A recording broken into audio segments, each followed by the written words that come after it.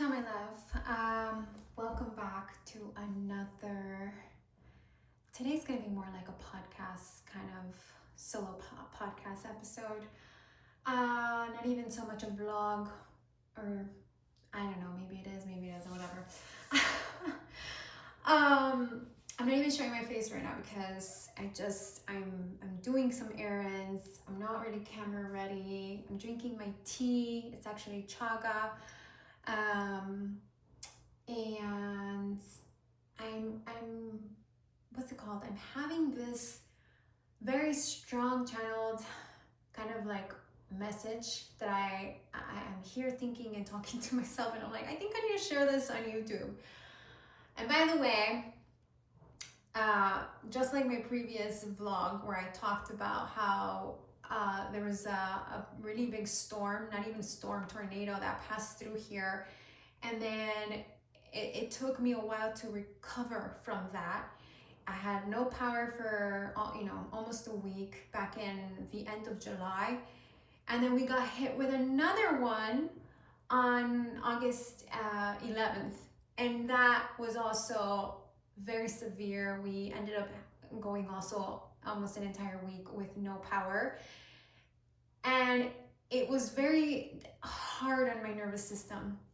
If you've never experienced something like this, then you probably can't relate. But for anyone who's experienced something like connected to the climate, the weather, something very strong like a hurricane or a wildfire, typhoon, or tornado, mamma mia, the earthquake, there we go, like whatever you have experienced that has to do with something elemental.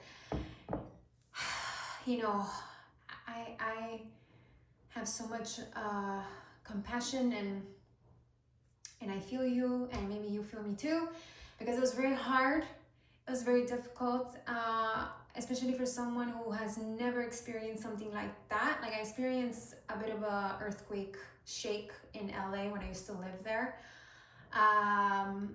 but nothing big, nothing major. I can't remember if it happened one time when I was walking back from class, because I went to university in LA. I don't know why I have that in my memory, but it definitely happened in the middle of the night, and when we were all sleeping, and the building started shaking and moving, and it was terrifying, absolutely terrifying. But what happened here where I live right now, never has a tornado passed through. It was 100-mile-per-hour winds. It was the scariest thing I've ever have experienced or seen in my life, and the fright was so intense that I had to do a cleanse. I literally had to do a spiritual cleanse of my body, of my energy, because I was in absolute fear. Like, every time any little dark cloud or rain would comes, I start panicking because of how intense the fear was in my body when I saw this, scary, thing form, and hit, and all the trees that fell, and the houses that got destroyed. And I mean, it's taken me a while to come back on YouTube to make a video, but I know I have to keep going. I know I have to keep making these videos, and I know that I have a lot of message, a lot of wisdom, and a lot of things that I just want to share. And my purpose, and I think I've said this in one of my previous videos, I think it was in the previous the first vlog, is never to come on here and tell you what to do, because I don't like hearing that from anybody, and nobody should be telling anybody what to do, because everyone's on an individual, unique soul journey, and you have to trust your own inner guidance and your own intuition on what you need to do on your path. So, and I also am very aware that all the community, mamma mia, all the learned experience that I have is still very limited, you know, compared to the universal guidance that you will receive through, you know, speaking to the divine, whatever you believe in. And by you connecting to your inner source, you know, frequency, energy, and, you know, any wisdom that I share with you is just, it's just guidance, and a lot of it will resonate with you and some will not. I always also believe that anyone who comes across my videos, anyone who is here watching this, I have a message for you. I truly believe that. Like, whenever, even myself, when I'm going on YouTube and I catch a video and something catches my eye, I know there's a message there for me, and very often when I listen to a video from someone that I'm very drawn by, they have the exact message that I needed to hear.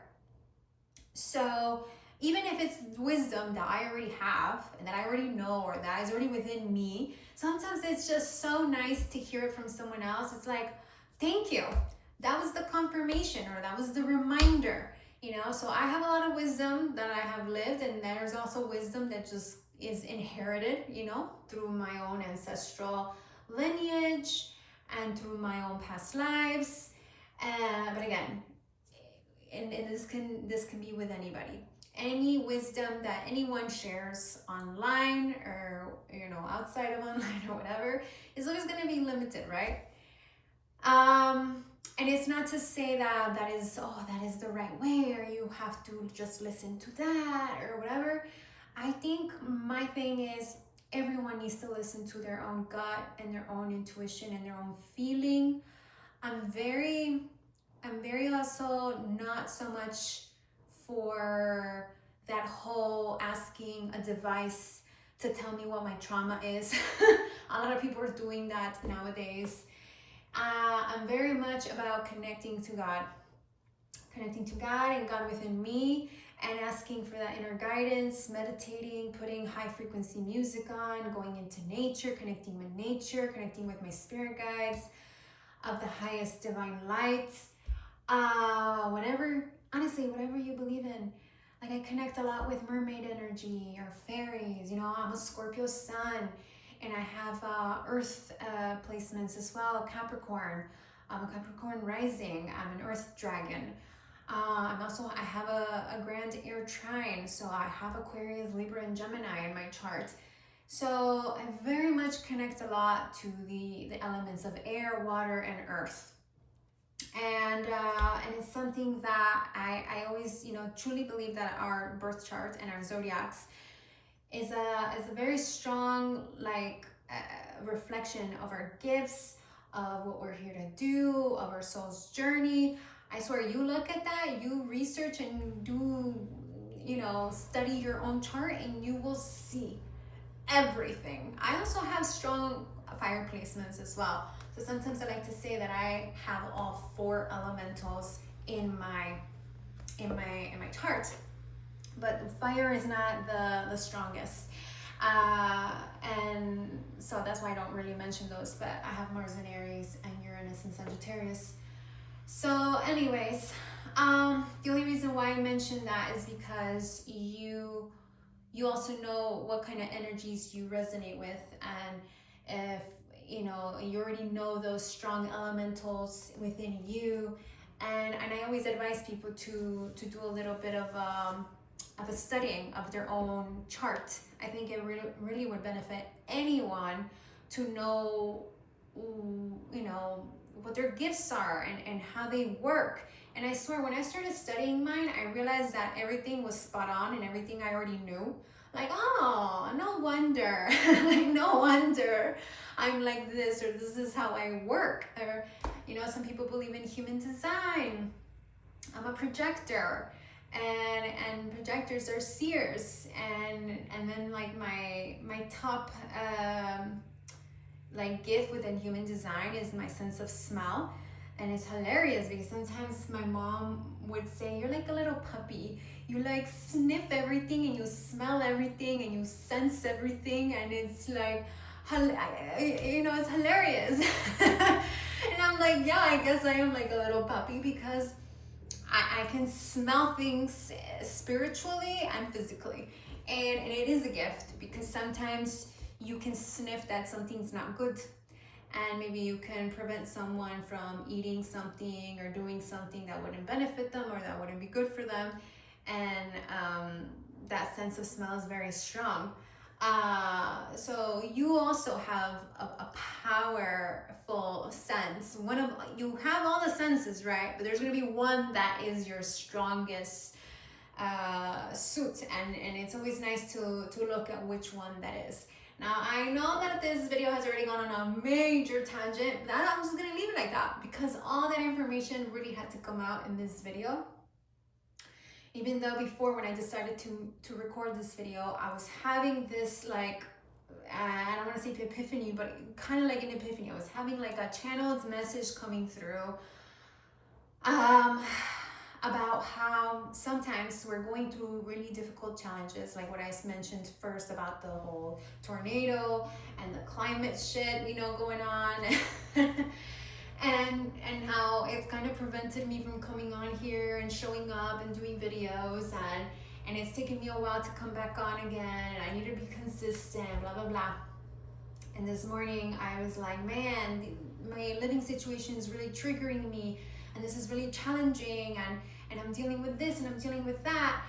But everything is a choice, and I can choose to really let it bring me down or affect me in a negative way, or I can use it and really transform it into something good, and making it into a gift. Like, this is a gift. This challenge is a gift, Mayra. Right now, in where I'm living right now, it's a gift. Everything is good, everything is happening for me, everything's working out best case scenario. And I had this memory of when I was in London in 2021, and I want to share this with you. I'm very much not about sharing too many details about my personal life, but there are times when I do need to share a personal experience because it helps me with the message that I have for you. And I was thinking, just before I actually started recording, I was thinking about how back in 2021, I tried to escape my situation that I was in. I was living with both my parents. This was before they got divorced. And I disliked it so much that I was trying to do whatever possible to escape that environment and to get out of that environment. Because I had already lived many years on my own and had my own apartments in different parts, of the world, you can say, but it was mostly here in the US and Europe. And so I had already had that experience. And then so going back to live with my parents was very difficult. And I was trying to escape living with them because the energy was just so chaotic, and I needed freedom, and I needed to get out, and I needed to explore. So I escaped the uncomfortable situation that I was in. And I went to London. I booked myself a trip, and I got myself an apartment, which because of the pandemic and everything that happened, apartments in London, the prices were ridiculously high. So I ended up having to normally I always stayed in zone 1, very central, but this time around I couldn't find anything. I had to end up renting something very close to Heathrow Airport. So it was quite far out, but regardless, I was very determined to go on this trip because I was like, I need to get out of here, I need to get out of here, I need to travel, I need to get out. So that was me escaping my problems. That was me trying, I have an Aquarius moon. I just couldn't deal. I was just like, I need to get out of here. I thought that was the solution. I thought that was the savior for me, to just get out, to just book a flight and get out of here. So I ended up booking that apartment, even though it wasn't the best. It wasn't my favorite location. The apartment in itself was very beautiful. It was a very elegant place. I had all the things that I needed, but it was in a neighborhood that was not something I was used to. That's all I'm gonna say. And I don't think it was the safest as well, especially for a solo traveler. You know, the good thing is that I already had lived in the UK, like London, for many years, that I already knew the area. I already knew the health emergency services. I already had knowledge of everything. So it was almost like going back home for me. And it's not like I was going to a strange country where I had no idea where I was going, what I was doing, or nothing. Like I was very comfortable because I had a lot of knowledge of where I was at. But I noticed, and I was actually thinking about it just moments ago, that me trying to escape my problems, I ended up going somewhere where it wasn't even the best for me. And it kind of ended up being a little worse. And the problem was still there. It doesn't matter where you go, you can try to escape it and maybe go to another country. And a lot of people do post about this on social media, like, oh, the problem is gonna be there, but I'd rather have my problem somewhere in Italy or somewhere in the south of France. It's true. The problem might be sweeter in the south of France, you know, or somewhere in Puglia or Portofino or somewhere, you know, having an Aperol Spritz, right? But this was 2021 and it was during still pandemic times. Things were still gloomy. And this was probably October, November, December. It was the weather. I was originally supposed to go to Spain, but that got canceled and I ended up going back to London because, again, I was trying to avoid my problems and get the fuck out of my parents' house. So I ended up going to the gloomiest place ever. And I noticed that I spent a lot of time in that apartment. And it was a very dark apartment. I remember that the walls were really dark. So it only made things worse for me because, especially if you're an empath, and I talked about this on a short video once, I don't like to wear a lot of black because black absorbs energy. And if you're someone like me, you're a healer, you're an empath, you're a psychic, you need to wear light colors. You need to wear whites, you need to wear bright colors. You cannot wear a lot of dark colors because it will bring in darker energies and you will absorb everyone's, you know, shit to you. And here I am trying to avoid my fucking problems. And I go and live in a flat where the walls are dark. Like, they weren't black, but they were dark. They were like a dark mahogany brown color. And then the weather in London was gloomy as fuck. Oh my gosh, it was gray, it was raining. I'm like, what am I doing here? I just spent all that money on a plane ticket, on an apartment to get away from my problems, and I'm sitting here with the same problems. And actually even worse because the environment was only, you know, making me feel more like, I don't know, miserable and depressed. And it was just showing up with also my relationships, like my friendships or like romantic relationships. I didn't have a boyfriend at the time, but, you know, there was guys I was talking to, or just, you know, people I was, you know, that were flirting with me. And you know, you cannot avoid your problems. You cannot avoid the trauma either. That same trauma will keep repeating with every person. The problem will keep showing up. It will just be there. I'm hearing this, not here right now, but in 2021, in that apartment in London, it was in this dark apartment, sitting looking at the gray sky, having my coffee, looking at the birds, thinking, what the fuck am I doing here? Like, and I had to do a lot of soul searching, a lot of soul thinking. And the only difference was that I was on my own. I did not have my parents' energy affecting me. I was literally on my own, and I was able to just feel my feelings, to focus on me. And I guess you can say it was a gift, because if God, the divine, didn't want me to go on this trip, it would have never happened. So it happened. I was meant to go there. I was meant to learn that experience, to feel my feelings, and kind of, you know, I would go on walks by myself. I met with some friends. I met a lot of people on that trip, and some of the romantic connections that I dated were also extremely faded.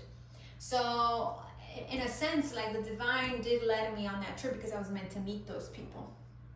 But I learned some very painful lessons on that trip.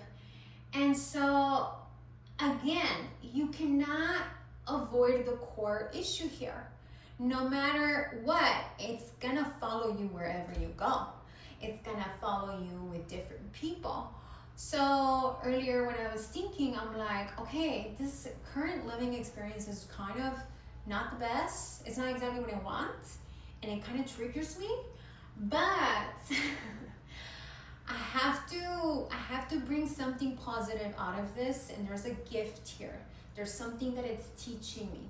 There's something that's being molded and transformed, because if I try to escape it again, and I try to say, oh, I'm gonna get on a train or on a airplane, and I'm gonna try to escape this and go somewhere different, it don't matter where I go. It doesn't matter if I go to a new house, a new apartment, a new country. The problem's gonna be there. The issue's gonna be there. So what a gift that I'm able to deal with this in a comfortable home, in a beautiful home, and with, you know, with my mother, because my mother triggers me quite a bit. But she's an amazing person. She's an amazing soul. Yes, I have a lot of issues with her, and she triggers the fuck out of me, but she's an amazing and incredible person. So thank God that I'm being triggered by someone who's actually amazing, and maybe not someone who's a horrendous person. So you always have to look at the positives here. Everyone's dealing with different things, but the core wisdom here is the same. You cannot avoid it. You cannot escape it. And if you're someone who, you know, wants to escape your emotions, your feelings, and you're always trying to escape it by either, I don't know, dating different people or moving a lot. Maybe you keep moving homes, you keep moving places. Oh, that's not the right place for me. I have to move, I have to go to another country, I have to go to, I don't want to deal with this. Don't talk to me. You know, you gotta own up to your shit, and you gotta take accountability for, you know, because it's very much avoidant energy. You know, like I said, I'm an Aquarius moon. Aquarius moons are very notorious for being quite avoidant. And I have noticed that within myself on many occasions and throughout many different parts of my life throughout the years. Not always, but yeah, you know, because I'm also Scorpio, and Scorpio is very strong in my chart. And I've learned within myself that one of the biggest lessons for me is learning the Scorpio alchemy and the medicine of Scorpio, which is to feel your feelings and go deep into your feelings, into your emotions. Because Scorpio is not gonna let you bypass shit. It's gonna be like, you're gonna sit here with this, and you're gonna deal with it, and you're gonna make gold out of it.